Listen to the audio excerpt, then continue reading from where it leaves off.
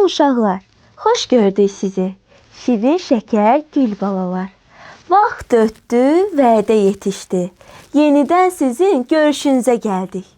Gəldik ki, sizə bir-birindən maraqlı şeirlər deyək, nağıllar səsləndirək.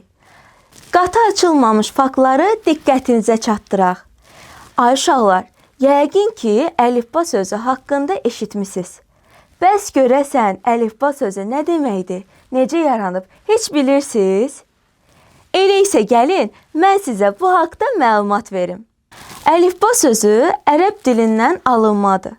Əlifba, ərəb əlifbasının ilk iki hərfinin birləşməsindən əmələ gəlib. Əlif və ba sözlərindən. Yunanlarda isə onlarda da ərəb əlifbasında olduğu kimi ilk iki hərfin birləşməsindən yaranıb alfa və vita sözlərindən. Sonra isə alfa vitanın əvəzinə alfa beta əmələ gəldi. Əlifba bizim danışığımızdakı hər bir səsin qrafik xətlərlə qeydlər sistemidir. Hərflərin müəyyən qayda ilə düzülüşünə əlifba deyilir. Uşaqlar, heç bilirsiniz dünyada neçə dənə əlifba var? 50, 100, 150, yox. Dünyada 350-dən çox əlifba mövcuddur.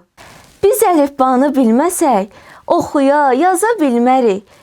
Ünsiyyətimizdə geriləyər, ona görə də əlifbanı yaxşı bilmək lazımdır. Bugün sizə sözlə heyvanların, çiçəklərin, quşların, bir sözlə təbiətin təsvirini çəkən, uşaqlar üçün bir-birindən maraqlı, maarifləndirici şeirlər, nağıllar yazan Zahid Xəlilin Kitabların Anası şeirini səsləndirmək istəyirəm. Gəlin, birlikdə dinləyək. Yəqin başa düşdünüz də söhbət nədən gedir? Bəli, düz tapmısınız. Bu şeir hamımızın sevərək oxuduğumuz, öyrəndiyimiz rəngarəng şəkilli əlifba kitabından bəhs eləyir. Kitabların anası. Əlifba kitabıdır, kitabların anası.